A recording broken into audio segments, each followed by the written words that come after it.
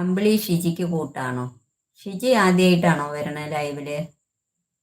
എൻ്റെ ലൈവിൽ ആദ്യമായിട്ടല്ലേ ഷിജി?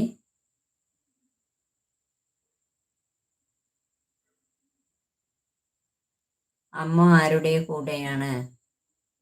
അമ്മ മകനെ വിട്ടിട്ട് എവിടേക്കും പോവില്ല. അതാ ഞാൻ പറഞ്ഞതും മോഹൻ അവിടെ എഴുതിയതും ഒരേപോലെയാണ്, കണ്ടോ?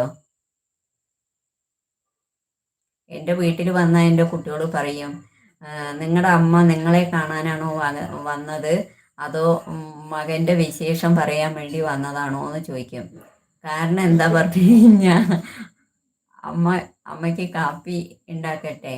അല്ല കുട്ടി, ചക്കര എന്ന് പറയും. എൻ്റെ ചക്കര എന്ത് ചെയ്യണോണാവോ, എൻ്റെ ചക്കര എന്ത് ചെയ്യണോണാവോ, കുടിച്ചോണാവോ, കുളിച്ചോണാവോ, കഴിച്ചോണാവോ.